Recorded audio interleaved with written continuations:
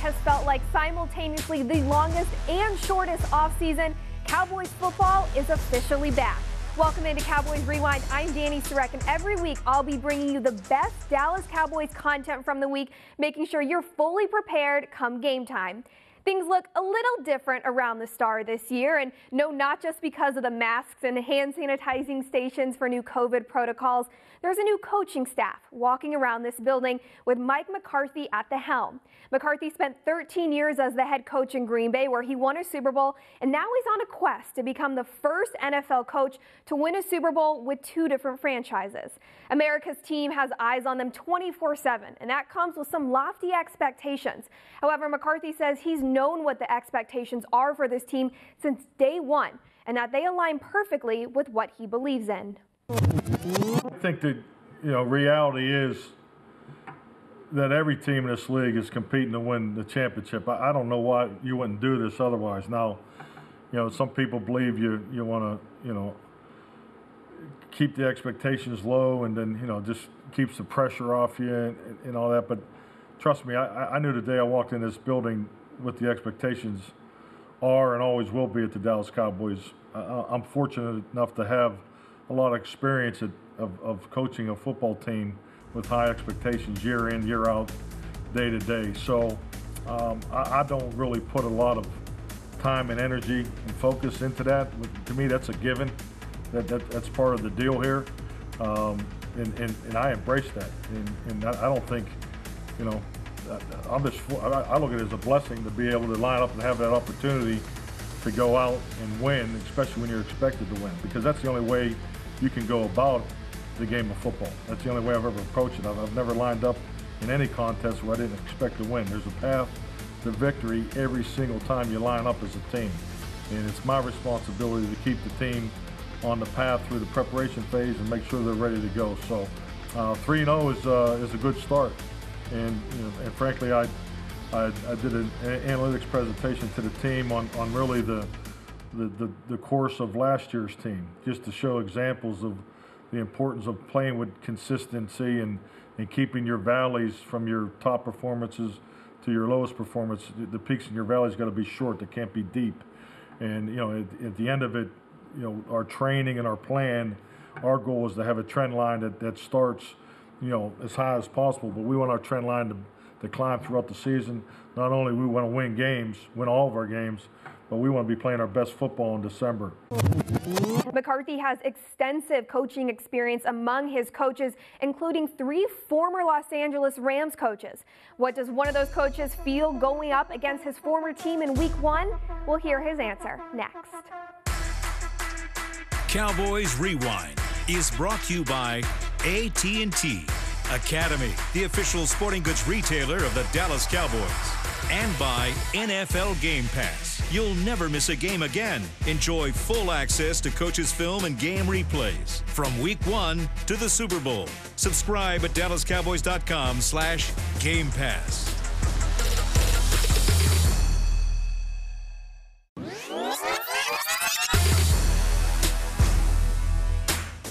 The Cowboys struggled in special teams in 2019. However, Mike McCarthy has brought in seasoned special teams coordinator John Fossil, who was most recently with the Rams and even spent some time as interim head coach.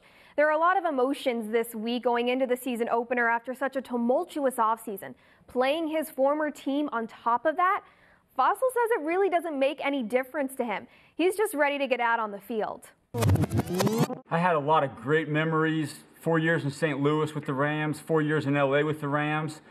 They gave me great opportunity. I would say that, honestly, I don't look at this game as any different than if we were playing anybody else. I know you probably think I'm just saying that, but they treated me great, and I'm looking forward to game 1 no matter who it was against. But it'll be cool in a way just to compete against the guys that, I coached for 8 years there, especially, Hecker, McQuaid, a couple of the veteran special teams guys. But I honestly can say that I'm excited for game 1, whether it's the Rams or anybody else. It's been a couple of weeks, but we haven't had a chance to talk to you since you did that Jeopardy game with the team. How long have you been doing that? What was sort of the genesis of that game back when you were with the Rams? And what do you think it did for the camaraderie in a year where in the offseason y'all couldn't be together as a team? Yeah, I started it in 2008 when I got to Oakland, and I got the idea actually when I was in Baltimore as the assistant special teams coach from Rex Ryan. And so when I got to Oakland, I kind of made my own Jeopardy template, and it has definitely grown over the years. I've done it every year since 2008, and I've definitely improved the quality of the questions and the production. But it's just great for the team to get together for about an hour and, compete in a fun way where it's really no football involved. It's just good back and forth banter and putting some rookies in some spots, and it's pretty much always structured for the vets to win. So they got a nice steak dinner out of it. But it's always been something fun that I've been able to do at the blessing of the head coaches I've worked for since 2008. Fossil hosted a Jeopardy game as a bonding experience for the players and gave Alex Trebek a run for his money. Fossil split the players up into 3 groups: rookies, 2 to 3 year players, and veterans. The rookies had a bit of a tough time with some of their spelling words, including sriracha. However, overall, the players enjoyed the game that Fossil put on for them, especially the vets, who won the steak dinner. Not every Dallas Cowboy has the same sentiment towards the Rams that Fossil does. In fact, one player got pretty candid about his dislike for the Rams. Next, we'll hear from one defensive lineman on how this team is preparing for their season opener.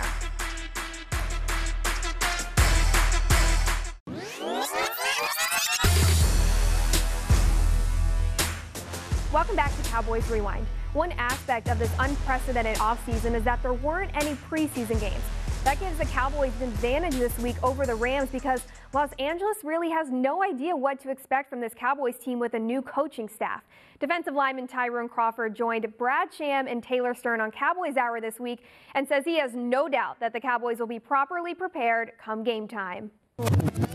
And you guys are playing the Rams, which I kind of consider them a rival, but I'm curious if you consider them a rival because I'm thinking 2018 playoffs, kind of what we've seen. Do you consider them a rival, or is it just strictly who's in the NFC East, Packers, who plays in there? Yeah, I mean, I don't like them. Just point blank, we don't like them. No, I don't like them. But there's, again, I ride with my guys, and that's it. So, yeah, I mean, I can't really say what teams are rivals, but, yeah, that's one team that, obviously we lost them in the playoffs, and that doesn't just roll off our shoulders. Even with a dub last year, it doesn't just roll off our shoulders. Playoffs is a way bigger game. So I don't know, call it what you want, but I don't think many guys are very fond of them. Have you been in a situation preparing for a game before where you had nothing to go on except prior years? There's no preseason games. They've changed coordinators. They've got a lot of changes too, like you do. Do you feel as prepared for an opener in terms of getting ready for the opponent as you have in the past? Yeah, I mean, I feel perfectly prepared, for an opener. Sometimes, there's been times in our years where, I felt like maybe we got a little bit overly prepared for an opener. And, I feel like at a great spot right now. I feel like we prepared for, the things that they do that they try and shock people with. I feel like we prepared for everything we need to prepare for, and it's an exciting feeling to go into this game. What does being overly prepared mean? What does that feel like? Just reading too much into what they do, some of their schemes, and I guess if we're looking at this team, I guess you can't really get overly prepared for getting ready on the ball. But, some if you're going up against a fast quarterback, for him escaping the pocket, sometimes you can get overly prepared and shake yourself into not really rushing the way you want to rush. That's just, I guess, an example from the D-line standpoint. But, that's the best I can give you for what I was trying to explain. Taylor mentioned the playoff game, and I frankly had forgotten everything about the game that you just mentioned, the W last year, which really started them on their descent that caused them to miss the playoffs. I mean, the Cowboys, do you remember anything about that game, Taylor? I mean, I don't know what day it was, but I definitely remember it. I just remember that it was all leading up to that week was that the Rams were the new rivals or they were the new Packers because the Packers had kind of taken on that role. Yeah, I remembered that you played. I had to look it up and say it was 44-21. Really? What day was this? It was in December, and they had a pretty good record, and they went on a little bit of a skid and missed the playoffs, and that was what really got them started going down. When I think of that playoff game 2 years ago, and maybe, Tyrone, this is part of your fuel and why you don't like them. When I think of the playoff game 2 years ago, the overriding thing I think about is how well you had played as a group defensively and how they ran the ball against you that afternoon in the Coliseum. Is that part of why you don't like them? Absolutely. Absolutely. Easy answer. To bring up all those memories again, yes. Well, I'm trying to get you riled up. I'm trying to help get you ready for the game. Join current Cowboys players with Brad Sham and Taylor Stern Mondays at 7 p.m. on Cowboys Hour on 105.3 The Fan and DallasCowboys.com. There are changes in this building, not just on the football side, also right here in this studio. Don't go anywhere. An exclusive look at our brand new show next.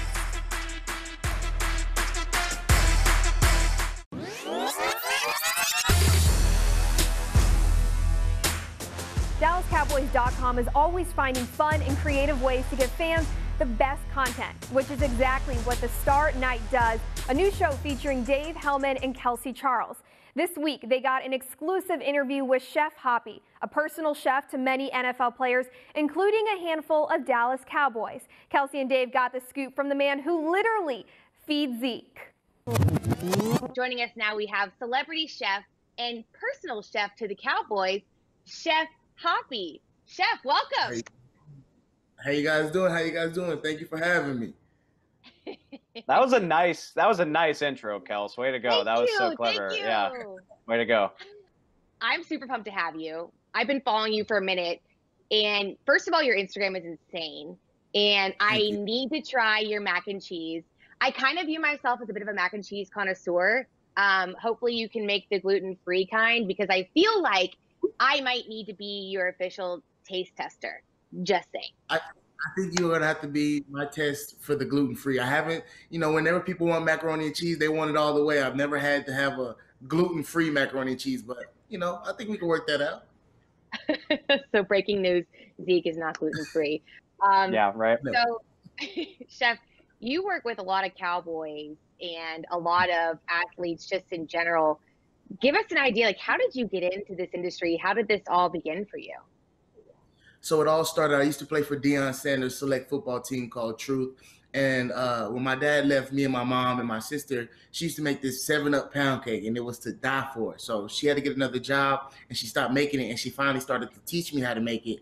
And I would take slices to football practice, church, school, different things like that. And whenever they found out I could cook on the football team, they was like, oh, can you make us some strawberry cupcakes? Can you make some chocolate chip cookies? And then that's whenever I kind of got my baking business going whenever I was about 12. And then as I got older, Coach Deion finally hired me on full time about 3 or 4 years ago. And then when Allen Hurns got traded over from Jacksonville, he tweeted out that he needed a chef in the Frisco area. And I was like, I'll make the drive. And that's kind of how things got rolling. We worked out a deal to where he posted me on his social media, and all the other Cowboys started following me, and that's all she wrote. So what I love about your food is that it doesn't seem to be lacking flavor. And I think a lot of times when you talk about athletes like prepping for games, you might insinuate or at least think on the upfront that it's going to be super only chicken and steamed vegetables or something really basic and bland and boring. What's your philosophy for how you're feeding this team and these guys before big games? Right. So a lot of the time, players don't get a home-cooked meal or, how they grew up eating. And if your body is set a certain way and you're growing up eating a certain way, mom cooking for you, grandma cooking for you, you kind of want that same repertoire whenever you go to eat during your time in the NFL and everything like that.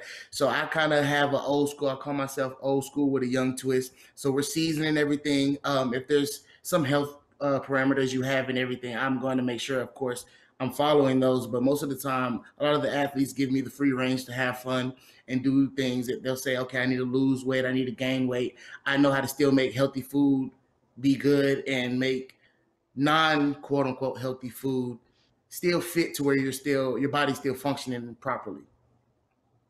I love that. So it's sorry, Kels. It's one thing to, to be a personal chef for these guys and make their meals, but just following you and seeing your stuff on social media, I can't help but notice there's like an element of meal prep to it too. Like you're making stuff for a guy like Zeke, like for the entire week. I'm curious how you do that, and what your supplies look like how do you shop for that, and how do you get that taken care of to where you're getting food for these guys for days and weeks at a time? So it's actually crazy. I shop every day. There's not a day that I don't go to a grocery store to shop. I don't keep anything at home. I don't keep anything in extra storage or fridge or anything. I shop every day. The meal is made up in my head that morning. So there's no set menu. There's no picking through supplies at home. I have my set seasonings at each location, at each house. But other than that, I shop every morning and just try to, sometimes it's 2 to 3 times out the day I go to the grocery store, which is crazy. Holy cow. But catch the Star at night Mondays, Wednesdays, and Thursdays at 6 p.m. on all Dallas Cowboys platforms. Be sure to check out the rest of this episode to see what Zeke's favorite meal is and the recipe for the catfish CeeDee Lamb can't get enough of. True leadership comes off the field, being open and vulnerable, no matter how heavy the topic. It's exactly the type of leader Dak Prescott is, and he proved that when he spoke about mental wellness this week. We'll hear from him next.